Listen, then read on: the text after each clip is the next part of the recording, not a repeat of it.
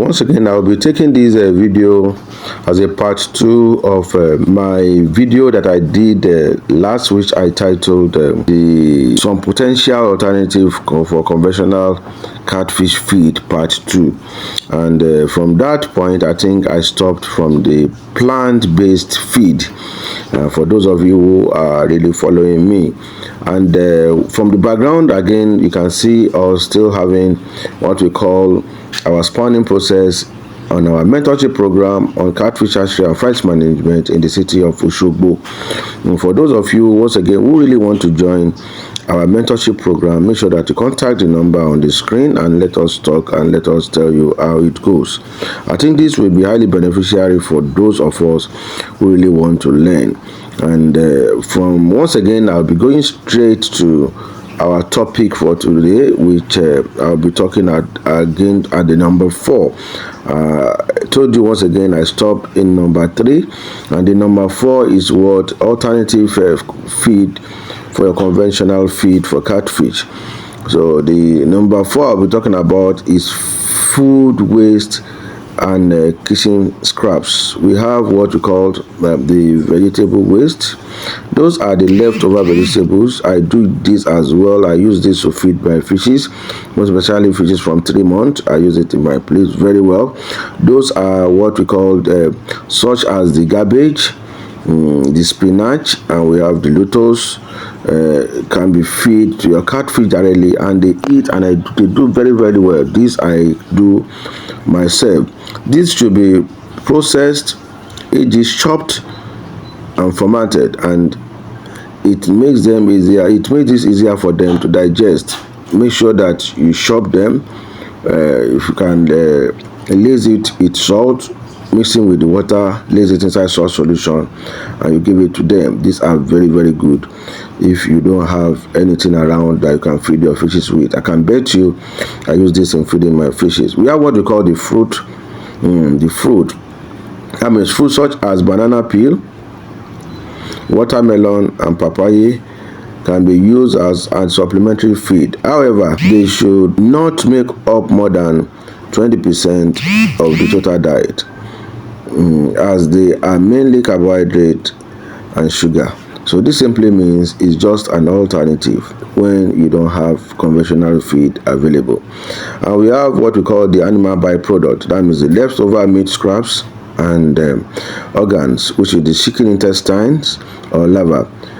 You can feed to catfish in small quantity by cautious with these options to ensure proper processing to avoid the contamination and diseases. So make sure if you are using what we call the intestine scraps, the chicken scraps, so make sure that you feed them in the minimal, not 100%, in order to avoid contamination and diseases. Again, we also have what we call the fish or shrimps waste. That means fish over. Fish waste from processed plant or local fish market can be used as a cost-effective protein source. This can be processed into fish meal or used in the feed directly. The shrimps and shellfish waste, which are similarly the shrimps, shells, and other byproduct from seafood processing can be dried, grind, and included in catfish feed. The number 6 I'll be talking about today is the freshwater and marine worms. We have what we call the earthworm. Earthworms are rich in protein and fatty acid, and can be cultured relatively easily. Worm farm can be low cost and sustainable source of feed for your catfish. You know, if you want to culture this, you just need a place that has a little wetty, and just cover it up. By the time you go and come back, you will see some massive earthworm in them. And we have what we call the bloodworm, which these are aquatic worms, are naturally found in freshwater environment. They can be harvested or cultured to provide a protein-rich feed options to the conventional food. Because of my time, let me quickly jump to the number 7, which I'll be talking about the aquatic plant and seaweed. So some example of these are what we call the water hyacinth. These are fat-growing aquatic plants and high in fiber and carbohydrate. It can be harvested and processed to supplement for diet in catfish. We have what again the duckweed, a tiny floating plant. Duckweed is an essential source of protein and can grow in various water bodies and often used in sustainable aquaculture as a natural feed for our fishes. Again is what we call the azolla. As we all know, this is very rich. It's a tiny floating feed which are very rich and excellent in protein and has about 16 complete amino acid for your catfish. This is a very good source of protein for your catfish. And we have what we call the seaweed, rich in vitamin and mineral. Seaweeds can be used in small aquatic in feed mix to provide essential nutrient for our fishes. Another one is the homegrown feed ingredient, which is the soya beans, peanut, which are have an access to land, and you can grow our soya beans or peanut, process them into meal for your fishes. We have what we call the crops and protein. The crops such as soya beans and other stuff like the peanut are helping supplying feed, and these are very good source of alternative for your conventional feed too as well. And I will be giving out what we call the fish meal substitute. That means the protein concentrate. We have what we call the microbial protein.